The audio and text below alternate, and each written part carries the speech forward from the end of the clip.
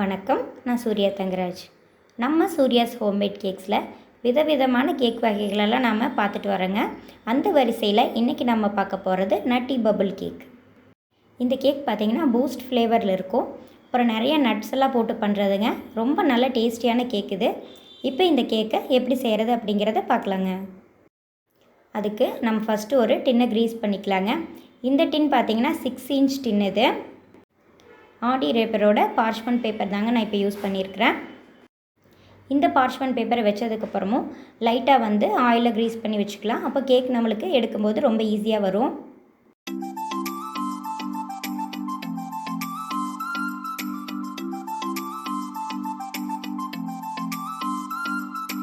இப்போ நம்ம கேக் செய்ய ஆரம்பிக்கலாங்க. ஃபஸ்ட்டு ஒரு கிண்ணத்தில் 1/2 கப் சூடான பால் எடுத்துக்கிறேங்க.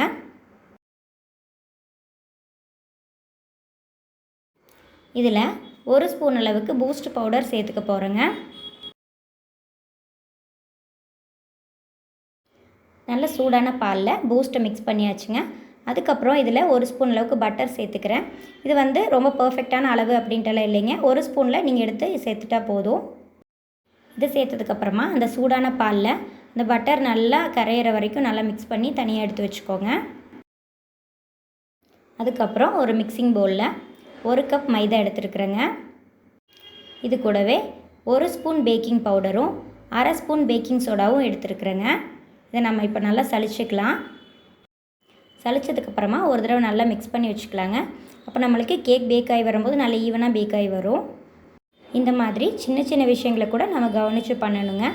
அதுக்கப்புறம் இன்னொரு பவுலில் 3 எக் எடுத்துருக்குறேங்க. இது கூட 1 ஸ்பூன் அளவுக்கு வெனிலா எசன்ஸ் சேர்த்துக்கிறேன். சேர்த்துட்டு நல்லா பீட் பண்ணிக்க போகிறேங்க.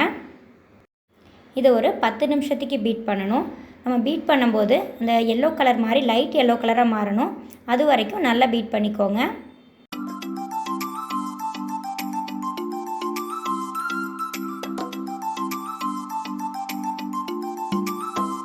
இப்போ பாருங்கள், நல்லா லைட் எல்லோ கலராகவும் மாறி இருக்குது.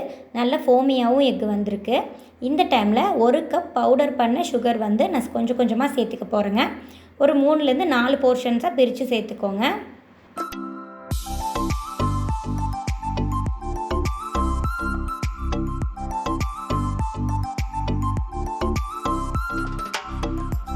இப்போது சுகரும் எக்கும் சேர்ந்து பீட் பண்ணும்போது நல்லா ஃபோமியாக வருங்க. இந்த அளவுக்கு நல்லா பீட் பண்ணதுக்கப்புறமா நம்ம மாவு பொருட்களை சேர்க்க ஆரம்பிக்கலாம்.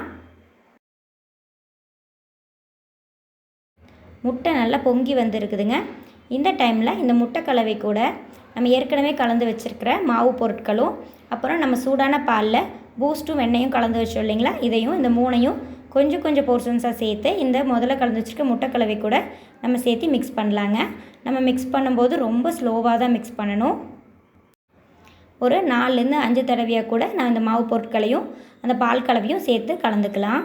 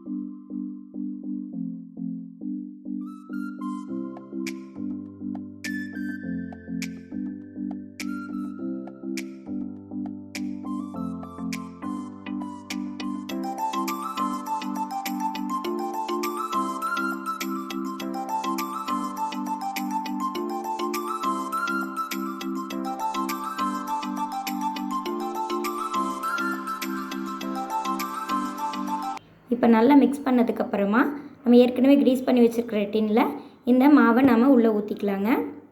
இப்போ நான் ஓவனை 10 நிமிஷத்துக்கு ப்ரீ ஹீட் பண்ணி வச்சுருக்குறேங்க 180 டிகிரியில். அதே 180 டிகிரியில் 45 நிமிஷத்துக்கு நம்ம பேக் பண்ணி எடுக்கணும். இப்போ நம்மளோட கேக் பார்த்திங்கன்னா நல்லா சாஃப்டாக பேக் ஆகி வந்திருக்குங்க. நம்ம கேக் இப்போ டிமோல்ட் பண்ணிடலாம். பட்டர் பேப்பர் போட்டதுனால கேக் நல்லா ஒரு ஷேப்பாக நம்மளுக்கு கிடச்சிருக்குதுங்க. பாருங்கள், நம்மளோட ஸ்பாஞ்ச் கேக் எவ்வளோ சூப்பர் சாஃப்டாக இருக்குது. இந்த ஸ்பாஞ்ச் கேக்கை நம்ம பூஸ்ட் ஸ்பாஞ்ச் கேக் அப்படின்னு சொல்லிட்டு சும்மாவே கட் பண்ணி கூட சாப்பிட்லாம். ஆனால் நம்ம இன்றைக்கி செய்ய போகிறது நட்டி பபிள் கேக். இந்த கேக்கை இப்போ நம்ம எப்படி டெக்கரேஷன் பண்ணுறது அப்படிங்கிறத பார்க்கலாங்க. ஃபஸ்ட் நம்ம கேக்கை 3 லேயர்ஸாக கட் பண்ணி வச்சாச்சு. நம்ம கேக்கோட லேயர்ஸை எப்படி பர்ஃபெக்டாக கட் பண்ணுறது அப்படிங்கிற வீடியோவை ஏற்கனவே அப்லோட் பண்ணியிருக்கிறேங்க. அதோட லிங்க்கை நான் டிஸ்கிரிப்ஷனில் கொடுத்துருக்குறேன். இந்த கேக் செய்ய நம்மளுக்கு ஒயிட் கனாஷ் தேவைப்படுங்க. அதுதான் இப்போ நான் செஞ்சிட்ருக்கிறேன். 1 கப் ஒயிட் சாக்லேட் கூட சூடான விப்பிங் க்ரீமும் 1 ஸ்பூன் பட்டரும் சேர்த்துருக்குறேங்க. ரொம்ப சூடாக இருக்கக்கூடாது, வெதுவெதுப்பான க்ரீமாக இருக்கணும். விப்பிங் க்ரீம் இல்லை ஃப்ரெஷ் க்ரீம் எது வேணாலும் சேர்த்துக்கலாங்க. இதை சேர்த்துட்டு இது நல்லா மெல்ட் ஆகிற வரைக்கும் நல்லா மிக்ஸ் பண்ணிக்கோங்க. இப்படி எல்லாம் மெல்ட் ஆனதுக்கப்புறமா இதை வந்து நம்ம ஃப்ரிட்ஜில் ஒரு அரை மணி நேரத்துக்கு வைக்கணுங்க. அதுக்கப்புறம் நம்ம கேக்குக்கு அப்ளை பண்ண போகிற க்ரீம்லேயும் வந்து பூஸ்ட் மிக்ஸ் பண்ணிக்கணுங்க. நான் ஒரு 1/2 பாக்கெட் பூஸ்ட் அளவுக்கு மிக்ஸ் பண்ணியிருக்கிறேன். விப்பிங் க்ரீம் பொறுத்த வரைக்கும் எந்த பிராண்ட் விப்பிங் க்ரீம் வேணாலும் எடுத்துக்கலாங்க. நீங்கள் சில்லுன்னு இருக்கிற விப்பிங் க்ரீமை ஒரு 10 மினிட்ஸ் பீட் பண்ணாலே உங்களுக்கு நல்ல க்ரீமி டெக்ஸ்சர் வந்து கிடச்சிரும்.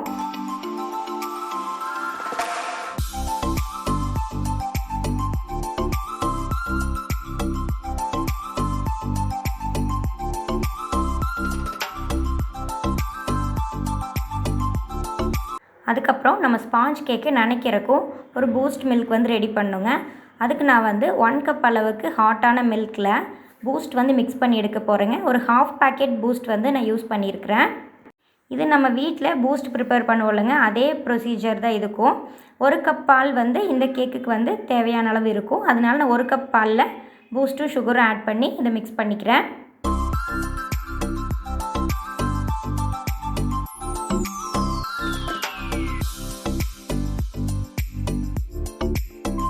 இப்போ ஒரு கேக் போர்டில் ஒரு லேயர் கேக் வச்சுட்டேங்க. இதில் நம்ம ரெடி பண்ணி வச்ச பூஸ்ட் மில்கை ஒரு சாஸ் பாட்டிலில் ஊற்றி இந்த கேக்கை நான் நனைச்சிட்ருக்கிறேன்.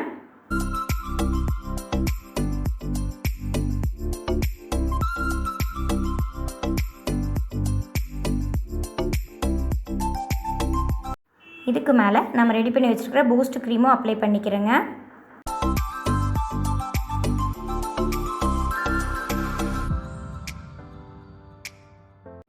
இதுக்கு மேலே 1 ஸ்பூன் நம்ம ரெடி பண்ணி வச்சுருக்கிற ஒயிட் கனாஷும் அப்ளை பண்ணிக்கிறேங்க.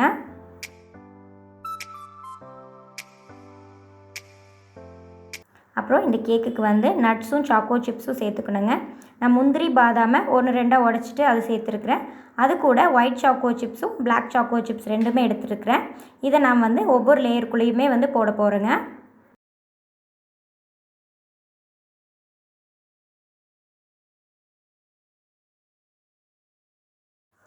இதே மாதிரி தாங்க நம்ம ஒவ்வொரு லேயருக்கும் பண்ண போகிறோம்.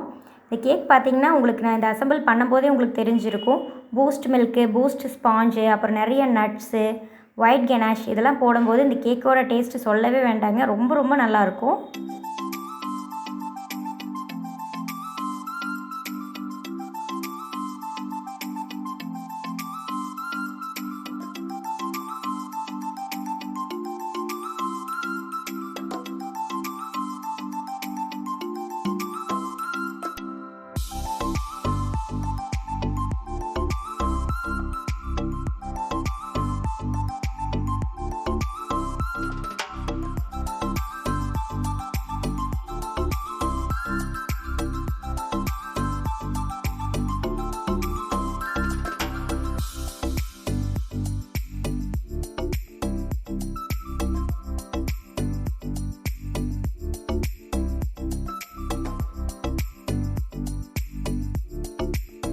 இப்போ 3 லேயரும் வச்சதுக்கப்புறமா எப்பவும் போல் கேக்குக்கு க்ரீம் வச்சு ஃப்ராஸ்டிங் பண்ணிக்கலாங்க.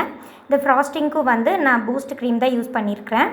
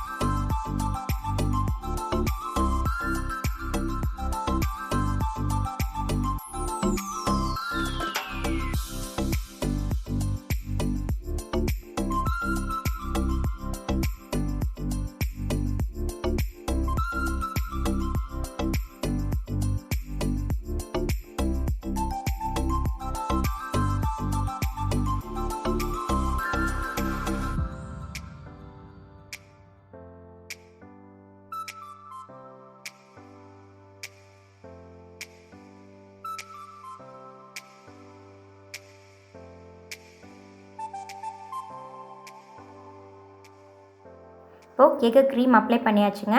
நம்ம நட்ஸ் மிக்ஸ் பண்ணி வச்சுருக்கிறோம் இல்லைங்களா, அதை வந்து இந்த கேக்கை சுற்றியும் நாம் வந்து போட்டுக்கணும்.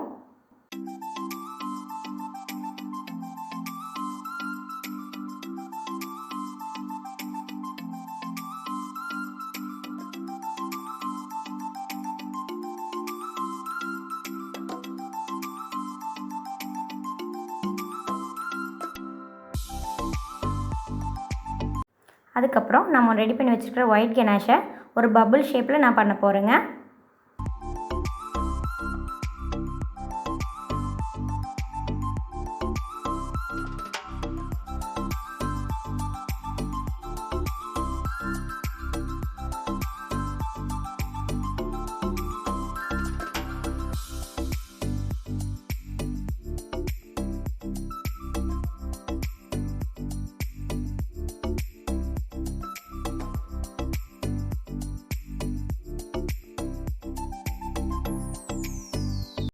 இதுக்கு மேலேயும் நான் லைட்டாக வந்து பூஸ்ட் வந்து டஸ்ட் பண்ணி விட்டுக்க போகிறேங்க. நம்ம எந்த ஃப்ளேவர் கேக் செஞ்சாலுங்க அதுக்கு டெக்கரேஷன் அப்படின்னு வரும்போது அதுக்குள்ளே என்னெல்லாம் போட்டிருக்கிறோமோ அதெல்லாம் கேக் டெக்கரேஷன்லேயும் வைக்கும்போது பார்க்குறக்கு இன்னும் நீட்டான லுக்காகவும் இருக்கும். அப்படி தான் செய்யணும் கூட. ஒருவேளை கஸ்டமர் வந்து ஏதாவது வந்து ஒரு கஸ்டமைஸ்டாக கேட்குறாங்க அப்படின்னா அதுக்கு தகுந்த மாதிரியான டெக்கரேஷன் நம்ம பண்ணி கொடுக்கலாம்.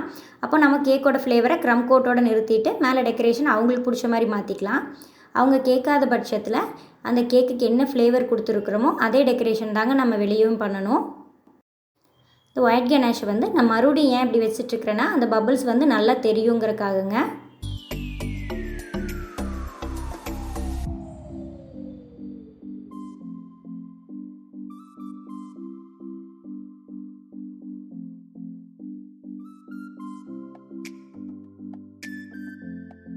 அவ்வளோதாங்க, நம்ம நட்டி பபிள் கேக் ரெடி ஆயிடுச்சு.